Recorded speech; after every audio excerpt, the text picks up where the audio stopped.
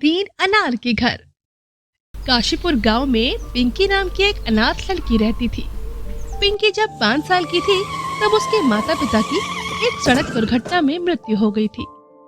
तब से उसकी बूढ़ी दादी माँ ने उसे पाल पोस कर बड़ा किया था। लेकिन बदकिस्मती से कुछ महीनों पहले पिंकी की दादी माँ उसे छोड़कर चल बसी। अब पिंकी बिल्कुल अकेली हो गई थी। पिंकी के घर के आंगन में एक अनार का पेड़ था जो मरने से पहले पिंकी की दादी माँ ने लगाया था। अपना पेट पालने के लिए पिंकी उस पेड़ से अनार तोड़कर बाजार में जाकर बेचा करती थी, जिससे उसे पैसे मिलते थे। उन पैसों से उसके घर का खर्चा चल पाता था। पिंकी स्वभाव से बहुत ही दयालु थी। वह हर रोज बगीचे में लगे अनारों को गरीब और अनाथ बच्चों में बांट दिया करती थी। एक दिन की बात है, हमेशा की तरह पिंकी बाजार में रसीले अनार बेचकर घर जा रही होती है। उसके पास थोड़े से अनार और 500 रुपए होते हैं जो उसने अनार बेचकर कमाए थे। तभी रास्ते में उसे एक बूढ़ा आदमी मिलता है और वो पिंकी से बोलता है, बेटी, मुझे बहुत भूख और प्यास लगी है, क्या तुम मुझे कुछ खाने को दे सकती हो?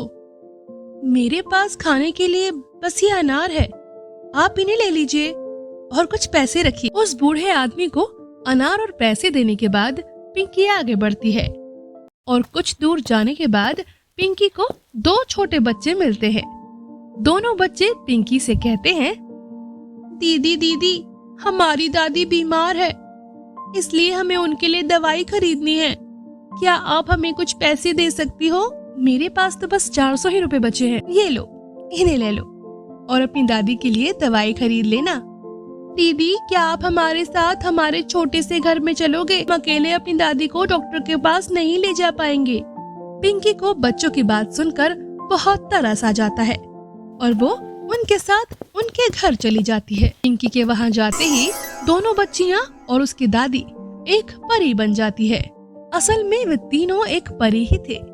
तभी रानी परी कहती है, बेटी, हम एक ऐसे इंसान की तलाश में थे जो बहुत नेक हो, क्या तुम हमारी मदद करोगी?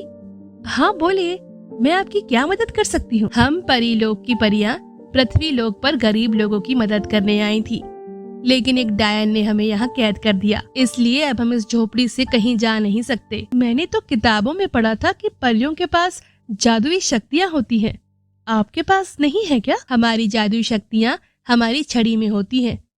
जब मैं डायन से लड़ रही थी तब मैंने अपनी जादुई छड़ी जादुई 3 अनार के घर में छुपा कर रख दी थी। क्या? अनार के घर? लेकिन कहाँ पर है ये? यहाँ से थोड़ी दूर पर एक घना जंगल है, वहीं पर है 3 अनार के घर। अभी मैं यहाँ से जा नहीं सकती हूँ, इसलिए मेरी जादुई छड़ी तुम वहाँ से ले आओगी क्या मेरे लिए? पर लेकिन मैं उन अनार के घर के अंदर जाऊंगी कैसे?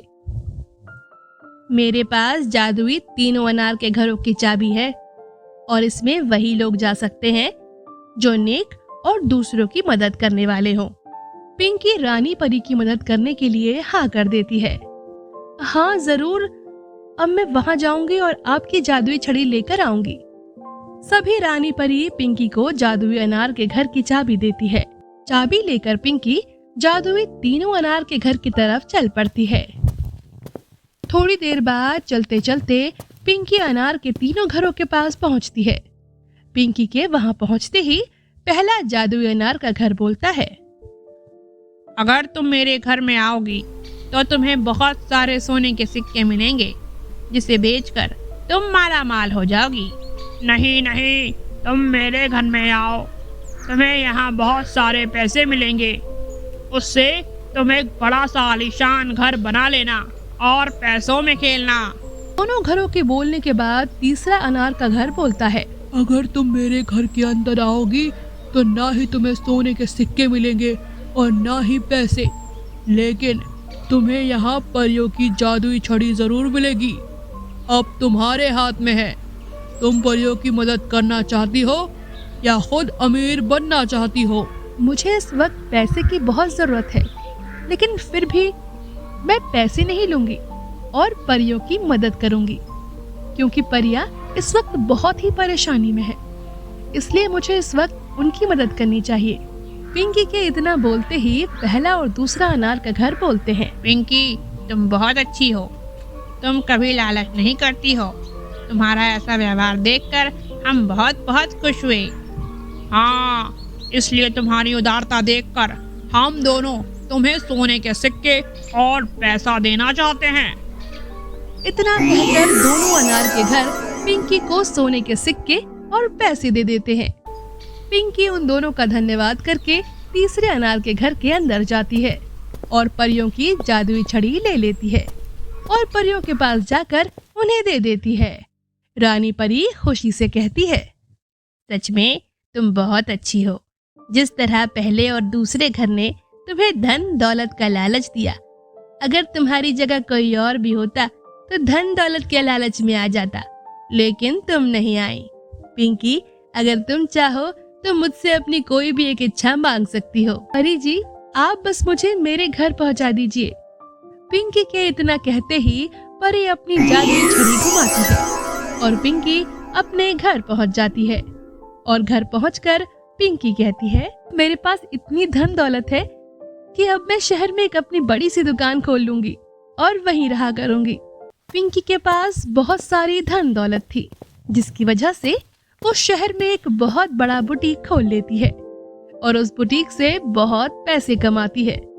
इसी तरह पिंकी खुशी खुशी शहर रहने लगती है और खूब तरक्की करती है। तो देखा आपने दोस्तों, 3 अनार के घर की कहानी। इस कहानी से हमें यह सीख मिलती है कि किस तरह पिंकी कम पैसे होने के बावजूद भी दूसरों की खूब मदद करती है और बिल्कुल भी लालच नहीं करती है, जिसके फलस्वरूप वो खूब तरक्की करती है। इसलिए हमें कभी लालच नहीं करना चाहिए। तो मेरे प्यारे दोस्तों, कैसी लगी आपको हमारी ये कहानी? हमें कमेंट करके जरूर बताएं और इसे अपने दोस्तों के साथ भी शेयर करें। और हाँ दोस्तों, अगर अब तक आपने हमारे चैनल को सब्सक्राइब नहीं किया है तो जल्दी से नीचे सब्सक्राइब बटन दबाकर सब्सक्राइब कर लें। तो मिलते हैं आप सभी से फिर किसी नई कहानी के साथ। तब तक आप अपना ख्याल रखें। बाय बाय दोस्तों।